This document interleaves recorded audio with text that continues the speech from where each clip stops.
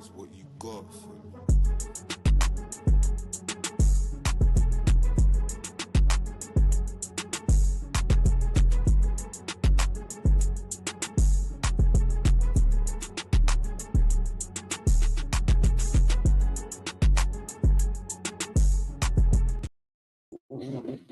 Durag Diaries, yo, what's good, people? Welcome back to the channel. Welcome back to a Tottenham transfer news show.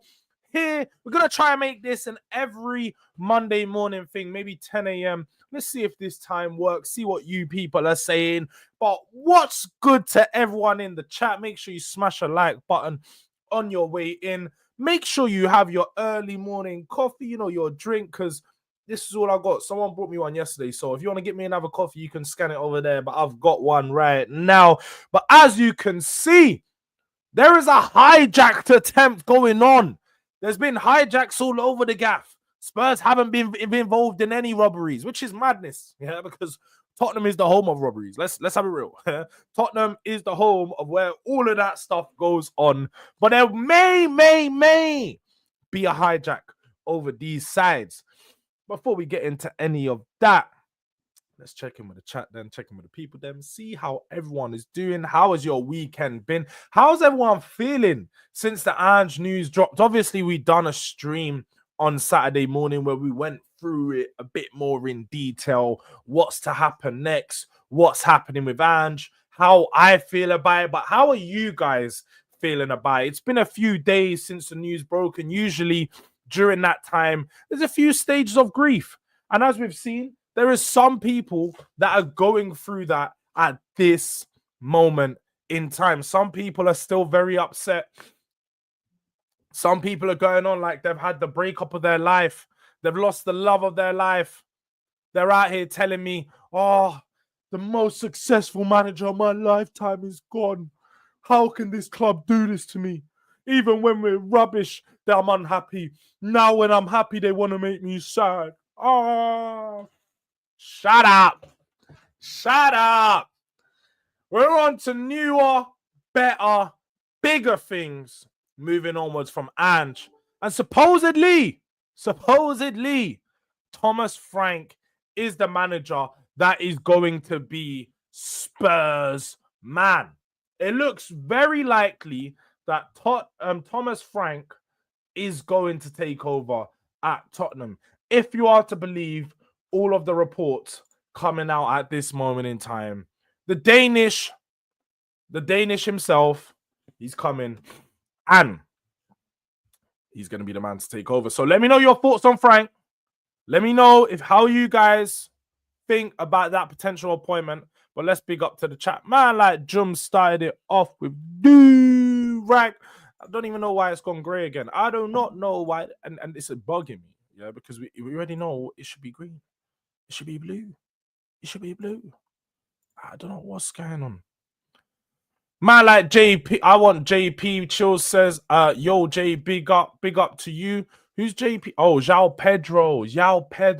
No doubt about that. We're going to get into the Joao Pedro stuff. Real footballer. Joga Benito is what I call them players. Man, like DB 1981 in the building. Hit the likes on your way in, people. Big up to Jords and all the delinquents. Yes, big up to my guy DB 1981, my fellow champion. Not European champion, but my Premier League champion. So all respect, regardless. But as he says there, big up to all the delinquents in the building. If you want to become a member, if you want to show your support, just that extra little bit, you can do that by becoming a member. I'll drop the link in the chat and we'll leave that as the pinned comment as we go on. So if there's anyone that wants to show that extra love, wants to get some of that extra content, wants to see some of the videos before they're out, before you're watching it with everyone else, you can become a member. You can become a delinquent. You can become a descendant. You just need to tap the link in the pinned comment. I've just dropped it now. But moving on. Romeo Alpha, big up to you. Good morning, bro. Good morning to you as well. Malak, Mr. Box Office TV, big up to Jords. Big up to you, Alex. I know you're feeling over the moon right now, but I would love to know what manager you actually want, Alex. Do you think Thomas Frank is a good appointment? Because this is where I'm a bit confused. Because obviously you're a man with standards, and I'm a man with standards too. But I don't know where your standards rank. I don't know if you just want a coach or you want a top manager. So I'm actually interested in that one, Alex. Let me know who you do want in, and who is your number one choice to take over the Tottenham job. Luke going through the 5 stages of grief. I hear it. Where do we think Luke is at right now? When he pops up in the chat anytime, I want that to be the first question. Let's ask Spotlight on Spurs. For those who don't know that it's Luke, but Spotlight on Spurs / Luke. What stage of grief is he at right now? Is he at acceptance? Is he still in the stage of depression? Is he the stage of anger? Or is he the stage when they're moving on? That's what I need to know. Yeah, let me know where, Luke, let me know where you're at. What stage of grief are you at with Ange? But keep up the videos with Elijah. Yes, make sure you guys have checked out Serious Sports News on Fridays, where we take a serious or not so serious view on transfers and just have a little bit of fun with it. I feel like people are often too serious. Myself as well, I'm very serious when it comes to transfers. But I wanted to take a view on it where we can just take the serious side out of it. Just look at transfers just think of it as we aren't actual football reporters. We're just random people seeing transfers, and we're not proper football guys. And that's the transfer. That's the way we sort of wanted to do the show. So make sure you check out that one. Serious Sports News, released every Friday, 5 p.m. Keep a lookout. But the Jacob Hill turn wasn't on my bingo card. What Jacob Hill turn has there been? I've seen Jacob, he's starting to cook me, he's starting to cook Henry, he's trying to cook everyone. But you can't get the European champ, because I'm a European champ right now. You can't get me out of here. You can't get me out of here. So as much as you may see a heel turn, we're still on the same side. We're still on the same side. Is Thomas Frank really an upgrade on Ange? We'll get into that. We will get into that. But tactical mastermind, and yes, he does think Thomas Frank is an upgrade on Ange. Frank kept Brentford up ever since they came up on a shoestring budget and losing his best players every season. See, Junior, look, a lot of people are replying to you right now. I hope you're not judging what Thomas Frank has done at Brentford compared to what Ange has done for Spurs. Thomas Frank is better at developing players. See, I didn't even need to say it. Not a massive fan of Frank. I'm not calling him rubbish. I'm not calling him bad, but I'm not a big fan of him. But Darren Fearon has hit the nail on the head with this one. Go get Mbuemo, please. Bro, we are hoping. We are hoping. The hijack has commenced. Yeah, let's see how that one plays out. But let me just, because I know I've been on it with the timestamps recently, but the last couple of videos we've missed them, and that doesn't help for people watching on the playback. So just had to make sure we're getting the timestamps on the side. Man like Anton Pollard, big up to you, big up Jords, and Dick, a link to us. What do you think? We don't need any more helium inhalers. We're getting rid of one Balloon Dior. We may have another Balloon Dior on his way to Spurs. But before we get into that, big up Jords. You've seen the Paul O'Keefe news in the Mail Sports shit. Branthwaite coming in. If not Mbuemo, then Eze. I have seen some of the Paul O'Keefe stuff. I haven't seen all of it, but I have seen a lot of it. So we're looking around.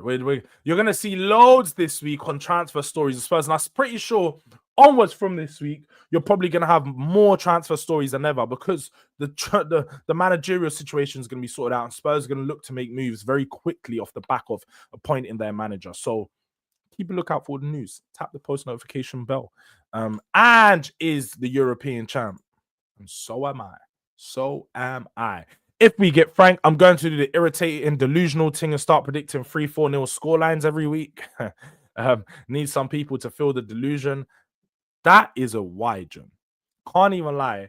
needing people to feel the delusion and then putting that angry face at the end is crazy, crazy stuff. You shouldn't want people to feel anything when you put that face down, unless you're talking to females. And if you swing the other way, that's fine, but I just need to clarify in it, just so you know. Jacob turned into John Wick and was the dog that got put down. Love my ass. I hear it. I totally hear it. I need to check. I was seeing Jacob's live this morning, but I was in and out, very in and out. Big up to the champion Drula in the building, member. Morning, Jords and chat. We're all Tottenham fans. We need to let Ange go.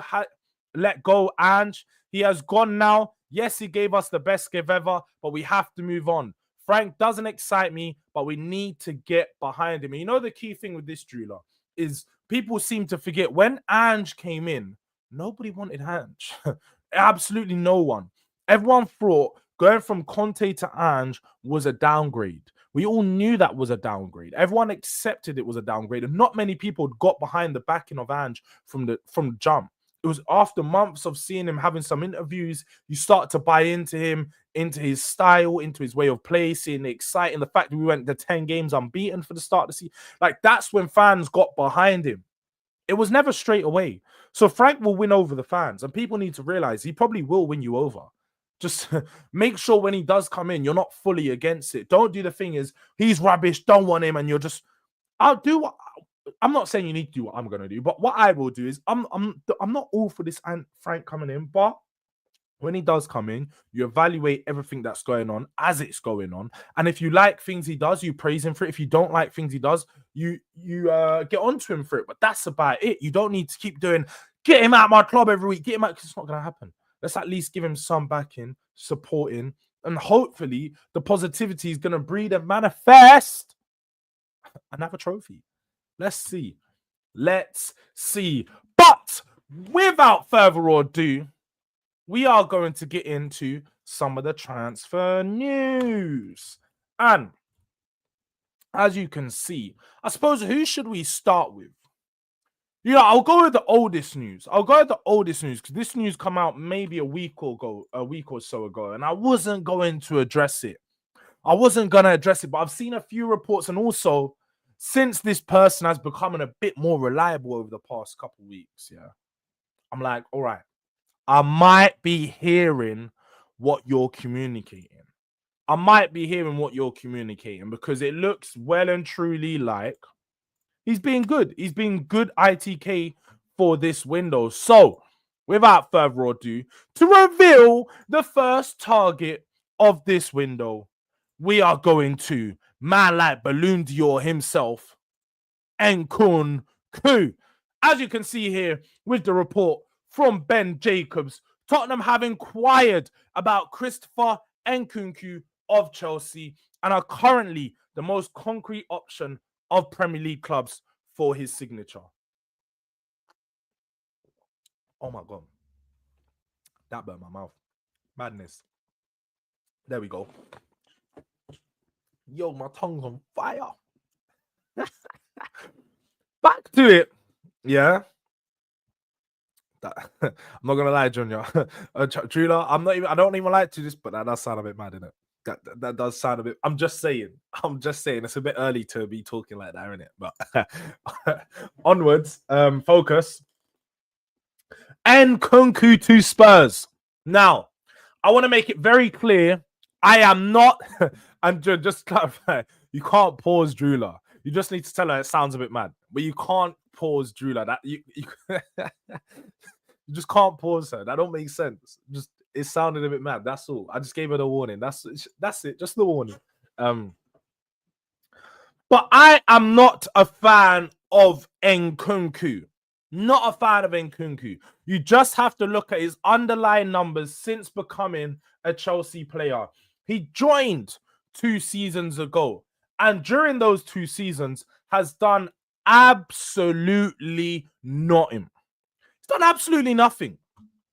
It's been a poor time for him. When he was signed, it was in the January transfer window, and he was signed for the summer, and we was told he's going to come in and light up Chelsea. He's been signed from Leipzig. He had a very, very good season at Leipzig. Let me quickly get up the numbers, because I'm pretty sure he had a 20-goal season at Leipzig before joining Chelsea. But in the 2 years at Chelsea, hasn't done absolutely anything. So before joining Chelsea, he had a 20-goal season and a 16-goal season in the league. So 20 goals in all competition in numerous of seasons. Prior to that, at PSG, was never a high goal scoring player. He played central midfield a lot of the times, and his versatility has probably been the downfall of his career thus far. He's played on the left, played on the right, he's been behind the striker, he's been the striker, he's also played in the 8. So he's played in all these different positions. He's also played left wing back and right wing back and these things. So his versatility has been the downfall of his career up until now. And when you look at some of the underlying numbers, in for Chelsea, in 2 seasons, he scored 6 league goals. 6 league goals in 2 seasons, blood. Like, what are we doing here? Look at the numbers. This season in 27 games, 3 goals, 2 assists. That's a problem. That's a problem. That's not a player that you'd look to bring in to improve your attack. Now, I can understand that what Spurs are looking at and what we're talking about with all of these players is multi-functional forwards, players that can play in multiple positions across the front line. So Spurs are obviously looking at him because of this. We're looking at a player who, as you can see here, just last season, he played central forward, played shadow striker, he played attacking midfielder, and he played off the left. So he played multiple positions, 7 appearances, 25 appearances. A lot of his appearances for Chelsea have come in the striker position. Now, those who have watched him would know he's not a striker. He's not a striker. Whenever you leave him 1v1 with defenders, he's got to figure it out in the back line, and he's the one who's in between the 2 centre-backs. He always just disappears in games, always flails off, and never tends to perform. Now, when you see him behind the striker and he's making in those shadow runs or those, those runs into the half spaces that you don't really clock because you're occupied as a defender, that's when he's a problem. That's when he picks up some goals. And that's where you can see last season, he did score goals. He got 14 goals in 42 games, but I discount nearly all of them because 5 of them come in the Conference League. And we know the level of the Conference League was not very high. Yeah, like Conte says, the level of Tottenham is not so good. The level of the Conference League is not so good. It's not. So with Nkunku, you have to take these numbers with a pinch of salt. Also, Europa League, Conference League qualifiers. Like, what are we doing here? 7 out of 14 goals. Half of his goals were scored in qualifiers and Conference League levels. So I'm automatically discounting that. And I'm going to discount his games too. So you're looking at around 30-something games, 7 goals, 2 assists. It's just not good enough. It's not good enough. Now, the rumored fee that they are looking for isn't much. They are looking for around £25 million, which doesn't mean that he's going to come in at a hefty cost. It's fairly cheap. And just like you're saying there, Drula, I totally get you. We don't do business with Chelsea, so you can't see it happening. And I've said that for a long time. We don't do business with Chelsea, so I don't see a lot of deals happening. But what we do have to remember is the board of Chelsea's changed. They're no longer the tribalistic Chelsea that Roman had under control.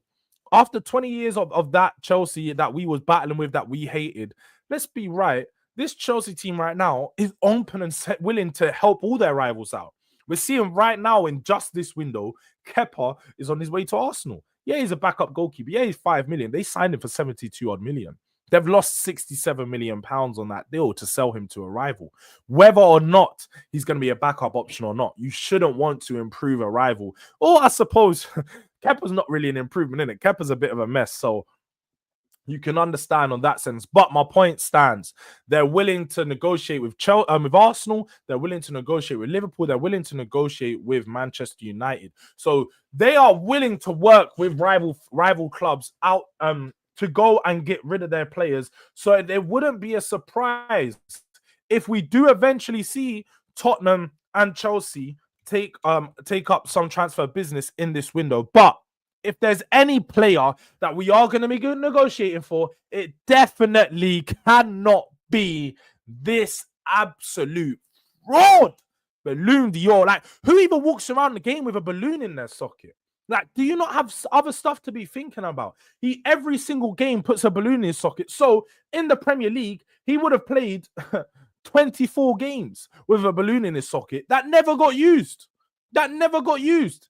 And now that balloon's all smelling. What happens to it? Is he using that balloon for other things? I don't know. Like, it's all mad out here. But regardless, he's not good enough. And Nkunku cannot be the player that Spurs look to sign to improve our attack. It's an absolute car crash of a signing and a car crash of a deal. Shouldn't be giving Chelsea money. Shouldn't be trying to sign their bums. And this is the problem with a lot of the Premier League right now. If a Premier League team like Chelsea is willing to sell a player to you, that's a message. You know, as RS, think about it. Think about it.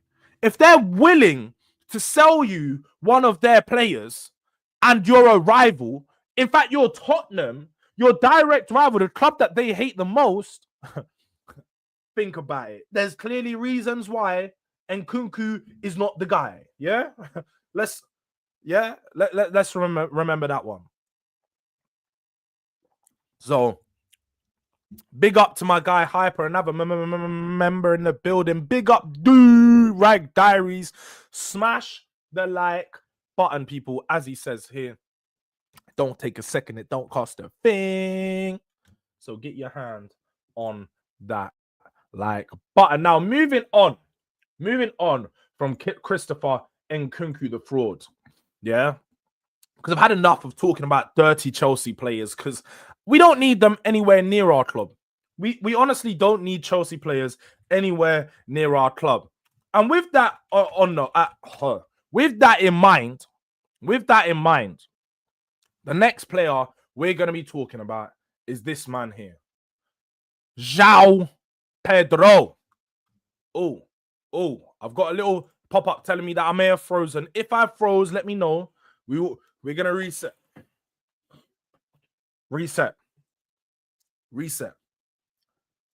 Am I back, people? Because it just come up telling me internet was a bit bad for a second. Please let me know in the chat if you can hear me properly. If the thing's not connecting still properly. All right, I think you can hear me. I'm just going to guess you can hear me. Joao Pedro of Brighton has been rumored to be available for around 70 million euros. As you can see in this report from Pedro Almeida, who's a very, very reliable, journalist hailing from Portugal, tends to have a lot of links with players of Jorge Mendes agency, but also some of the other super agent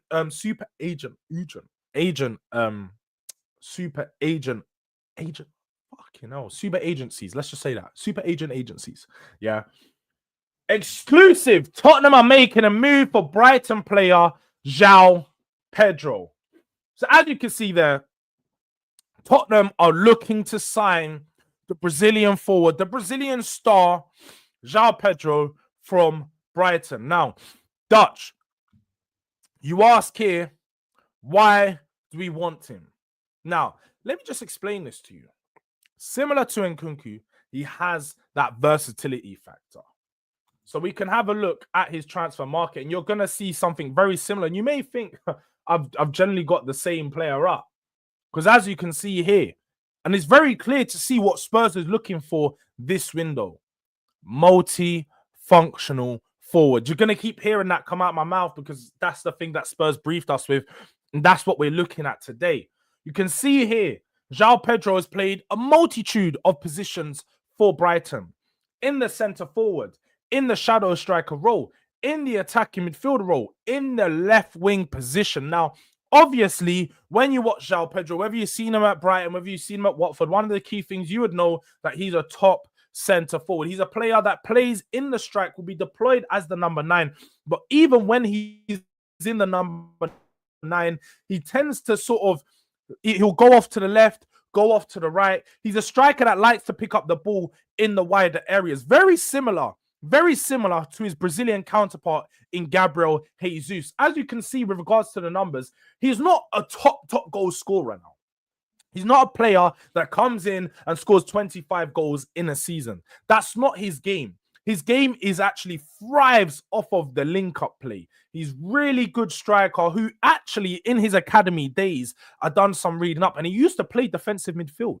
He used to play defensive midfield in his academy days. And when you watch him play, you can understand that and see that with the way he likes to link up, with the amount of touches he likes to get onto the ball. He's a striker that will drop in to the midfield positions to pick it up, to then link up with the wingers, move the ball out wide, and then start to work his way into the box. Some of his greatest strengths come with his outside the box play. Now, some people may say, why do you want a striker that doesn't specialize in scoring goals?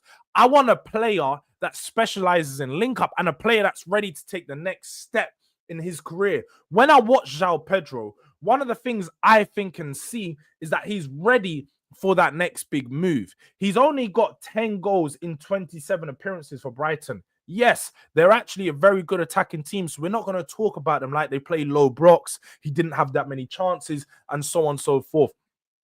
Definitely has a lot of chances, definitely a lot of creation.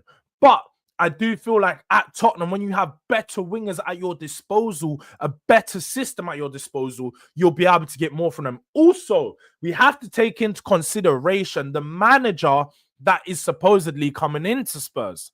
That will be Thomas Frank. We've just seen the season that Bryan Mbeumo and Joao Pedro have had, and especially Joao Pedro in picking up those spaces on the edge of the area. Now, I didn't say inside the box, the edge of the area. Whenever Brentford attack and they break with those three going forward, they tend to pick up very similar positions in the box. You have one at the back post, one at the front post, and then the person in the middle is always on the edge of the box to receive that pass and create an option for a shot, because the front post and the near and the back post are the two positions that the defenders are gonna take they're gonna be occupied by a lot quicker, and they're the ones they're gonna look at and instantly try to mark.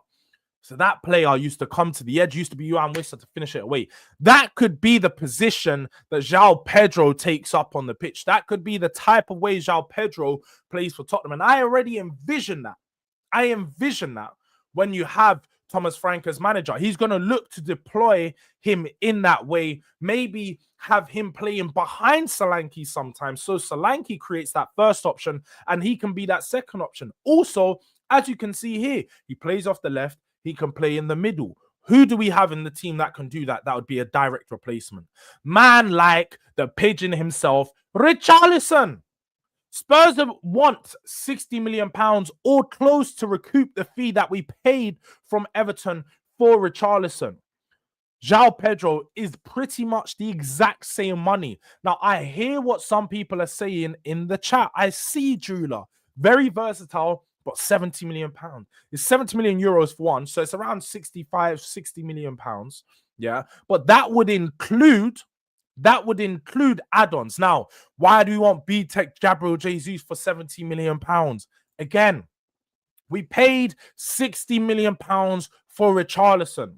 Richarlison, who's had a grand total of about 50, 60 games for Spurs in 3 seasons, never available. Now, when you look at Joao Pedro, he doesn't necessarily have a lot of injury problems. As you saw, 27 games this season. But let's go and look at last season. Oh, why have they got adverts coming up right up here, bro? Like, fuck your advert, fam. Yeah, come off. Like, come off, bro. All right, look, we can also see here when you look into the stats last season. Also, why did it? It's actually bugging. It's trying to fight, man. It's trying to do the fighting thing. You can't fight back. Yeah, you can't fight back. There we go. All right. Last season, as you can see here, 31 games, 27 this season. Last season got a lot more goals, 6 in the Europa League. He was balling out for them at 20 goals last season. So when people tell me that this guy is not a high goal scoring player, he is. He actually does score goals, just not at the high numbers of the Erling Haalands or some of the other top players in the Premier League. So I can't lie. When I look at this Joao Pedro stuff, I think Joao Pedro is primed and ready to be a Spurs player. Someone who could take up a multitude of positions. Someone who can rival Dominic Solanke for that centre forward role, but also Be a backup option. Be someone who could bring off the bench behind him and off the left. We need someone who's versatile, someone that can score goals, and Joao Pedro looks very much like that option for Tottenham. So let me know in the chat. Let me know in the chat if you guys think Joao Pedro would be a good signing for Spurs, because I definitely think that. I think Joao Pedro would be a perfect player for the system under Ange and under Frank, sorry. And as Champion Julius says here, Frank will get a tune out of him. Frank is a tactical nerd like Arna. As Chills lets you know here, we have some tactical nerds. But as Samuel Market Ingram says here, yeah, big up to Samuel. Joao Pedro is also a transfer target for Newcastle United. So if we are to look to get this deal done, Newcastle is the other team that are hot on his heels. They're also after Alanga. I think it's very dependent on the money for which player they are going to go for. Joao Pedro is better than Alanga, by the way. So I hope that we can get Pedro, they get Alanga. But more than anything, we need to try and get involved in this deal real soon, because he could be on his way to Newcastle and damn well would be a top signing for them. Because if you look at a potential front line of Anthony Gordon, Joao Pedro, and Alexander Isak, that's an upgrade on Murphy. Murphy's had a good season, but that's a damn sure upgrade, man. Anyway, people, moving on. We have here the hijack. The hijack. I'm looking to do a robbery, and I ain't talking about abracadabra, but we might do a robbery. We might really do a robbery, people. Yeah, because as we have been seeing all this news about Frank coming to Spurs, Frank wanting to come to Spurs, he's almost but confirmed to be a Spurs manager, probably looking to be done in the next few days. With that in mind, Spurs are currently looking into Bryan Mbeumo. Boom! Mbuemo, yeah? Man like Mbeumo himself dropped the bomb. If they get Thomas Frank over the line, they will consider a move for Bryan Mbeumo. This was fresh from Paul O'Keefe. For those who don't know, Paul O'Keefe is a Tottenham Hotspur. I don't know whether you call him a journalist, you just call him an ITK, who releases a lot of news about about stuff that going on at Tottenham. Now, some will say that he's not been the most reliable, and sometimes he just says things, but this one actually looks like it's got some credible sources, because I've been seeing other reports suggesting Tottenham have always had a liking of Bryan Mbeumo. Now, we know, obviously, Thomas Frank is his manager at Brentford currently, and the relationship they have had has been built across years and years of him being a player at Brentford, growing after he joined from Troyes from France, League One, or Ligue 1, I should say. And we know what that's done for him. Just last season, having his best season in a Brentford shirt, scoring 20 Premier League goals. Bryan Mbeumo is an absolute problem. As you can see here, we look at the underlying numbers. 38 games played, so he didn't miss one game last season, was available for the whole of the season for Brentford. But not just that, he got 20 goals in those 38 games and also 8 assists. Again, don't need to keep saying this, but as we know, Spurs are looking for a multi-functional forward. We're looking for a multifunctional forward. So as you can see here, as opposed to the other players, they're a bit more left-sided specialists. Bryan Mbeumo is a bit more of a right-sided specialist. But as you can see here in the numbers, he's played right mid, right wing, shadow striker, and centre forward. But right wing is his more specialized role. When you watch Mbuemo, you can tell instantly that this would be a player that not just improves our front line, but absolutely explodes our front line. He got 9 assists last season. That doesn't seem like a high number, but when you look at what him and Visser done together, about 37 goal contributions in just the Premier League, not taking into consideration their assists, those two together were lighting it up and putting Brentford on their back. They weren't taking no prisoners. They got They got results against some of the top teams, scoring in some of those games. But more than anything, Bryan Mbeumo's link-up play is probably one of the best things that he's caused most problems with. Driving down that right wing, very similar to Saka in some sense that when he gets at his man and he chooses to cut in, it's dangerous. You don't want to let Mbuemo cut in, because when he cuts in, it's usually something is going in. Now, the one thing I really like about Mbuemo is his catalogue of goals. He has a multitude different types of goals. Even the one against Tottenham that he scored in about 30 seconds into the game this season, it came in off down the left-hand side, just a finish on the volley first time. For a player to follow his coach, that says a lot about Frank Drula. Now, the one thing that's key about his deal is that he has already said he wants Man United. And that's why this would be a hijack, because he wants Manchester United. He's already turned down a move to Newcastle, who are now looking at Joao Pedro. Turned down a move to Arsenal, who are apparently looking at they're looking at Rodrigo. They're looking at what's his name, Lookman. They're looking at a few other wingers. So Mbuemo has apparently looked and favored that move to Manchester United. We have spoken about it in another video as well. But with Frank coming into Spurs, what does that mean for this deal? Now, if Frank does have the supposedly good relationship with his players that has been reported in loads of newspapers, then we would expect that he could potentially make that call to Brian. Let him know, I'm staying in London. I'm going to be on the north side, the white side, the right side. Are you going to join me? And I've got those francs for you too. Because Spurs are supposedly offering 130k a week. Manchester United are offering him 160k per week. So I feel like right now, he's going to want to choose a team that offers him more money. That makes sense.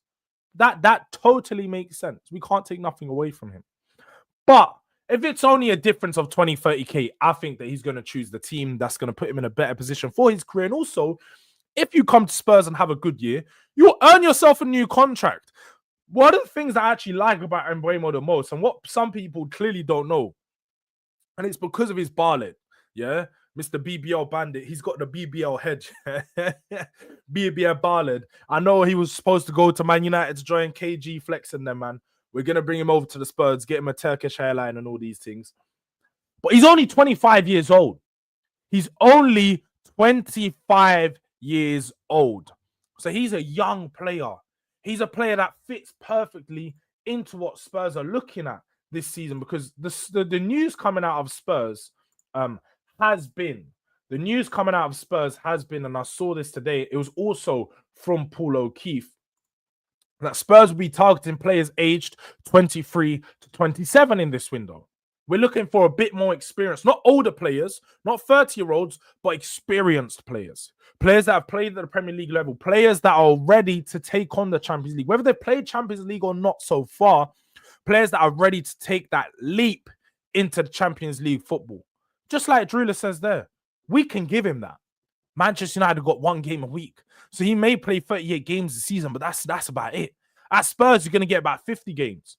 You're going to get more money, more chance for goal bonuses. Yeah? Is this 25 years old in Cameroonian? Hey, how would you like that?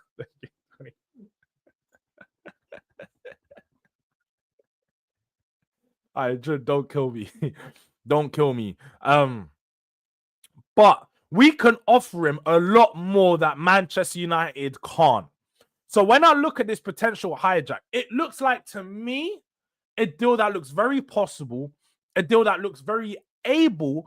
And if Spurs are willing to put up the money, then there shouldn't be no problem making this happen. Now, Dutch, I've also heard this. I thought they said Man United was offering like 250k a week. Was that cap? I've heard that is cap. I've heard that, but Man United fans and some reports have suggested that is cap. He's only on 40k a week at Brentford currently. I can't understand why Manchester United would offer him 250k a week. I think Cunha's on around 180 to 190, so he would be on similar fee to around Cunha. They're not going to upset their wage structure, bring him on 250, and then in 2 years' time, when he wants an improvement on that, a bonus or an upgrade, to what? They're going to go up to 300k. It's just not going to happen, man. I don't see it happening. So this deal going from 40k per week, I can imagine he'd be looking at tripling that to around 120 to 180k a week. So there's what I would suggest that it's going to be finalized out. Whether he goes Tottenham, whether he goes Arsenal, whether he goes United, Newcastle, whatever, it'll be around 120 to 180k per week.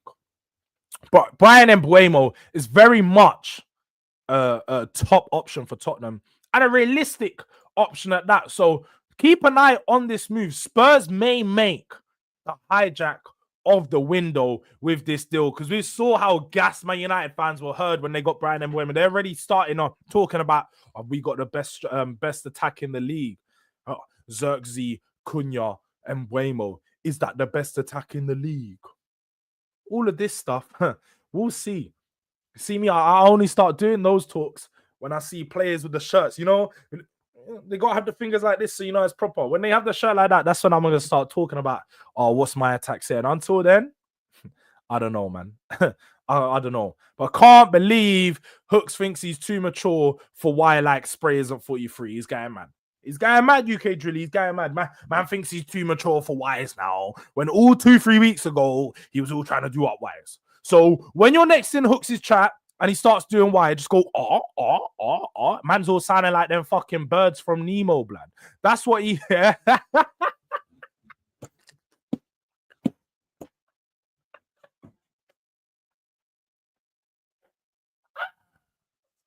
exactly what... That's what I've... It's always computed in my head that Hook sounds like something when he does that. But now...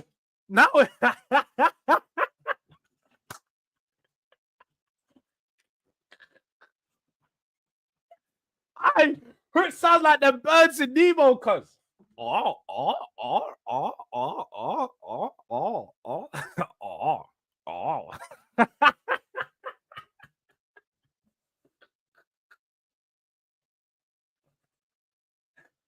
right, Hooks is my guy. I need a soundboard ASAP, Drula. I do. Someone, you know what? I'm gonna start looking today. My job is to get a soundboard. I don't even know. I don't even care about the fucking cost. I just need a soundboard, bro.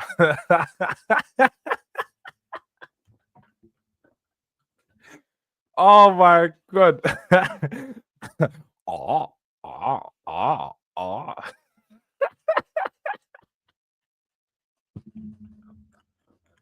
I'm gonna stop. I'm a maniac. I'm a maniac. Hey, George, you need to stop that. Sounds, it's a pause. It's not a pause, man. It's because that's what Hooks does. Like, in some people, Hooks has filler words. He speaks in like, what do they call it? He speaks in, what's the word I'm thinking of? Bro, oh my god, I can't even think of the word right now, but I said it's too early for this tomfoolery. But my man's always speaking in fillers, like, yeah,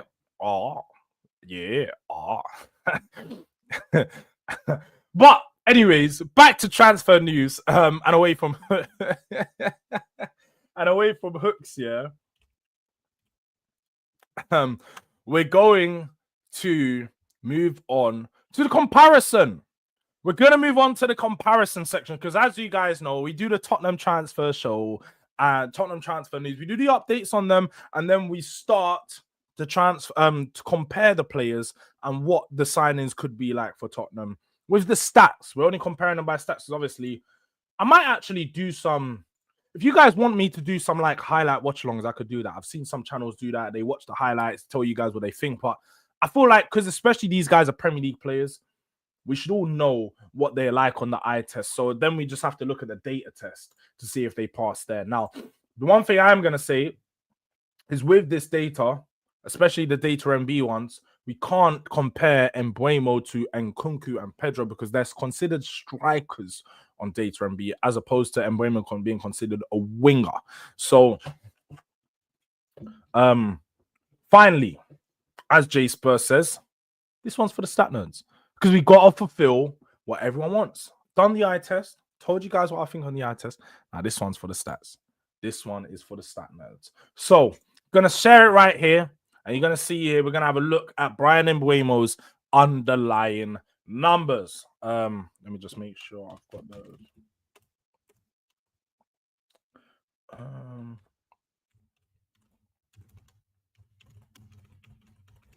All right. We've got. Now, this is what I don't like. I need to put in another player. What winger? Let's compare him to Sané, because that's another player Spurs are looking at. This will give us a good. Actually, no, let's do a Premier League player because he's played way more minutes as well. Premier League winger. I suppose we can. Do we have any player that played enough minutes? That's the problem. Has Brennan Johnson played enough minutes? All right, we'll compare him to Brennan Johnson because they are both right wingers. It makes sense. So let's compare him to our right winger, so we can see the improvement that he would make on our club. So, just to add the context before anyone shoots me down, as you can see here, Brennan Johnson played a grand total of 2,400 minutes. Bryan Mbeumo 3,705, which is pretty much nearly every minute of the Premier League. Probably only didn't play in about an hour of Premier League football. He's played nearly every single minute available for Brentford. And Brennan Johnson still got very good minutes up. No one can take that away from him. He played around 28 games. But as you can see here, they're still significantly lower than what Bryan Mbeumo had. So when you're taking into consideration these stats, Mbuemo's numbers are going to be harder to achieve because he's played more minutes, so the averages naturally drop down. So you need to perform at a higher level for a longer basis. Big up to BT Slim. Hope you're well. So as we can see here, there's simply, and also they're pretty much the same age. There's only 1 year apart from them. I know Mbuemo looks like he's about 5-6 years older than Brennan. They're only 1 year apart on of age. So let's just compare them. Progressive carries. He's literally double. You can see Bryan Mbeumo when he carries that ball, he glides, man. Just gracefully drags that ball forward and up the pitch. Brennan Johnson's the complete opposite. He's not good at dribbling. And as you can see, he's in a 37.7 percentile for dribbling. So he's a lot less than Mbuemo on that sense. Now, when it comes to goal scoring, this is the only bit where they're going to have some comparison, because when it comes to that, Brennan Johnson actually is a good goal scorer for Tottenham. He's got 92.0 in non-penalty goals, whereas Bryan Mbeumo is slightly less because he took penalties for Brentford. So he scored quite a few penalties, whereas Brennan Johnson didn't. So the expected goals and expected assists are very similar numbers again.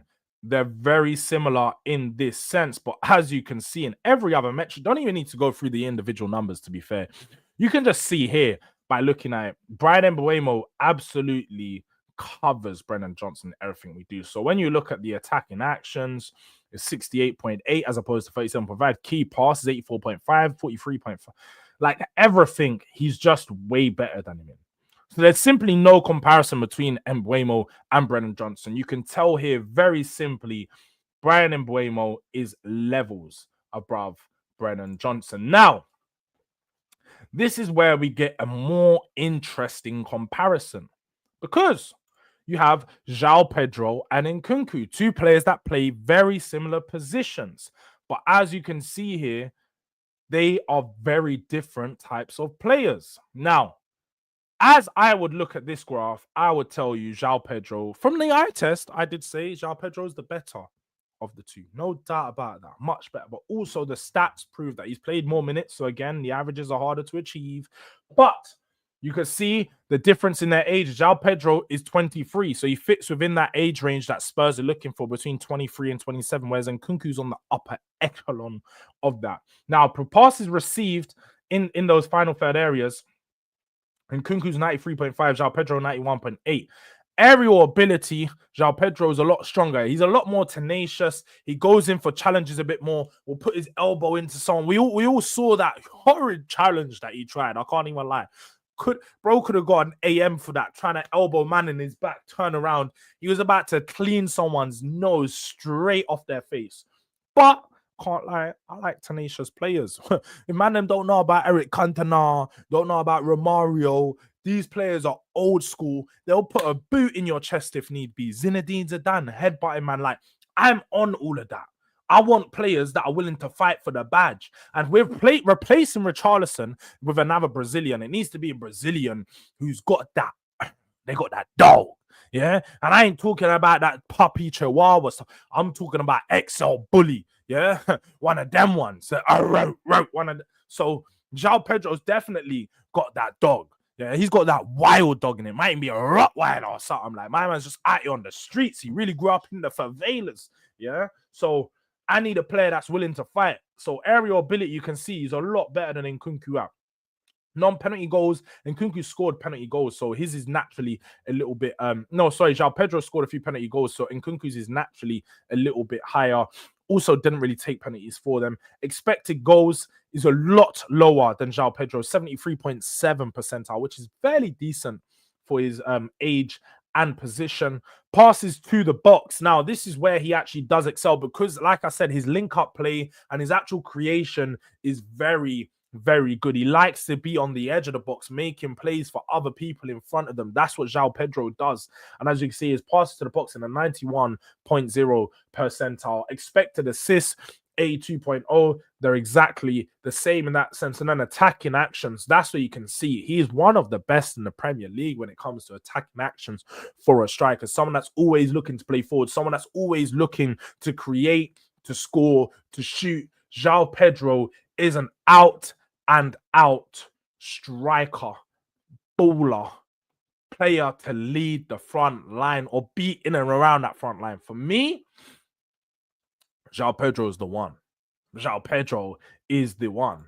Now, this is where I always do bring them all together.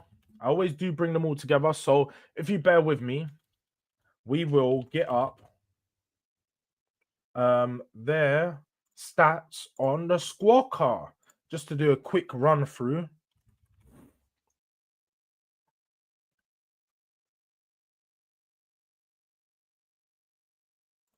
Is that the right one? Oh my god, it keeps giving me Joao Pedro the defender. I don't need Joao Pedro the defender. Let's get Joao Pedro the player. Oh my god, it keeps giving me Joao Pedro the defender. Who the heck is Joao Pedro the defender? How am I supposed to know which one it is, bro? What's going on? Oh, they're trolling me. They're trolling me. They're actually trolling me, people.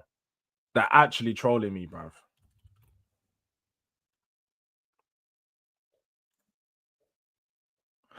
No, they're trolling. How is there this many Joao Pedros, fam? How is there this many Joao Pedros? Going mad. Oh my god.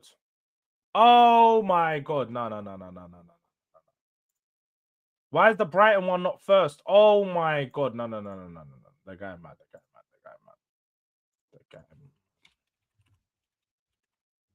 Bro, you man are saying technology is not my... Bro, how am I supposed to know which Joao Pedro to click on, fam? How am I supposed to know? Look how many Joao Pedros there are. There's about fucking 20... There's about 40 Joao Pedros in this system. What is going on? What's his full name? I said Unks don't have it. Hey, man, I try to tell... Bro, how am I supposed to know which Joao Pedro is supposed to... I would know if I was on, I can't lie. How about you go on the website right now, G? How about you go on the website right now? And now I'm checking his name. All right, we've got his Joao Pedro Junqueira. We're typing his full name in. Bro. He's even got Jesus in his name as well. See, I told you, baby Jesus. Yeah, look, let's do this. All right, then. Chat to me nice. Yeah, we got it done.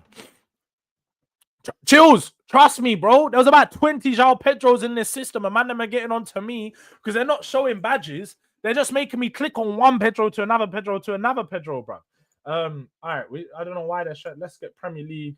Let's choose some of the stats. Usually I have this ready for you guys, but we can do this so you guys can see how I set it up. And if you guys want to do this yourself, I suppose you can go through it. So what I tend to do, as we've got strikers, this is where we'll get on to shooting accuracy. We'll go on to goals. We're going to go with, I like winning goals. So let's get winning goals on there. Conversion rate. We want non-penalty goals. I also want to see chances created. This is where you want to. I suppose it depends on you in it, what you want from your striker. But I like to get a few different comparisons in it. Like I like to get their stuff inside the box, but also outside the box. What are they doing? How are they playing? Yeah. Forget pass attempt. Let's do passing accuracy. We'll go for duels. We'll get take-ons because we need a player that can run at his man, take on percentages. I always go for the percentages as opposed to the actual numbers because the numbers can be skewed. Plus, some players have played more minutes than others. So percentages are always better. You want your aerial duel success. And then we'll go to, I think that should be enough. I think that should be enough. Yeah, let's go with that. We'll go with that. We'll have a look and we'll have a little breakdown. So as we can see here, Bryan Mbeumo has played so much more games than the other two. Well, I say so much, 27, but the minutes, look, this is not, they've played the same amount of games in Nkunku and Pedro, but Pedro has managed to get a whole 1,000 more minutes. So that goes to show you, Pedro's actually started games, and Nkunku's probably played about 10 minutes in each game, which is crazy when you actually deep it. But moving down, you can see here shot accuracy. Mbuemo has the best shot accuracy, 64%, 60%, 60%. Clearly, 60% is a number that they all average around. So we can already see that. With regards to winning goals, Nkunku's actually scored a few winning goals. Now, he's obviously, like we've highlighted, been a substitute coming on into games majority of the time. So him having winning goals pretty much makes sense. He's only classed or he's only going to score a winning goal or an equalizing goal. But Mbuemo only having 2 winning goals out of 20 is a bit mad. Now, obviously, Brentford have lost quite a few of the games that he would have scored in. But I would have thought that he got more winning goals. Maybe Jan Wissa was the one getting more of those winning goals. 15 non-penalty goals as opposed to 5 and 3. So Joao Pedro only scored 5 goals. 5 of those were non-penalties. And 5 were penalty goals. Conversion rate at 31% as opposed to 15 and 30. So Joao Pedro again, much higher than Nkunku. And I suspected this, to be honest. Going through these numbers, I knew Nkunku would be one of the lowest. And that's why here his passing accuracy is the highest. Simply just because he's played the least amount of minutes. So his passing accuracy is a lot higher than these two have played similar minutes. And to be fair, Bryan Mbeumo would probably be higher than Pedro's if he'd played another 1,800 minutes. Like Mbuemo did. Now, on the take-on success percentage, they didn't give anyone a green, but it's Bryan Mbeumo who has the best take-on success percentage. And then onto the aerial duel success percentage, as we saw there previously, Joao Pedro is a lot better in the air. So when comparing these players, you can already see all the green alludes to Mbuemo being the best signing of the 3. And I think all of us probably knew that before the video started. We probably knew that already. We knew Bryan Mbeumo, off the back of the amazing season he had last year, that he would probably be the best signing of the 3. And look, the stats go to show it as well. Bryan Mbeumo is the best signing of the 3. Probably going to come at the best cost ratio, whatever you want to call that. And it's not surprising. Literally, it's just not surprising. But I think for forwards, you just need aerial ability and link-up play. And that's it. And the stats basically confirmed what I see, John. And that's exactly what this video is about. We go through it, we talk about what we see, and then we use the stats to confirm what we think our eyes saw. Bryan Mbeumo is the best of the 3 to sign, then Joao Pedro, then Nkunku. But Joao Pedro is very much a good option out there for Spurs. Now, let me just check the likes. Let me check the likes to see what we are saying. With the like side of things, we are currently on...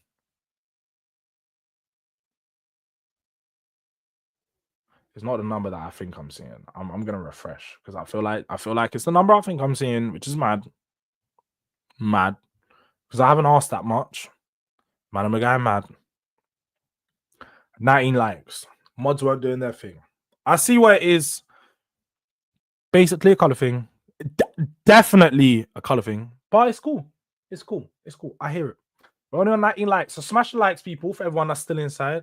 Everyone that's still here, make sure you smash a like on the video. It would be very much appreciated if you want to show your support. Now, we are going to redirect you And we are going to send you guys over to, let's see who's live currently. Let's see who's live.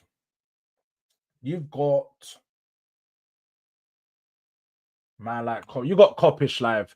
We're going to send you guys over to Kopish. Show some love to the gang. Drop a DRD raid in the chat. Big up to everyone who's been tuned in for the Tottenham Transfer News Show. We're going to try to be back nearly every day with this video. If not every day, every other day. Yeah, so we just need to make sure Spurs are actually putting targets out there for us to evaluate. Let's just hope that.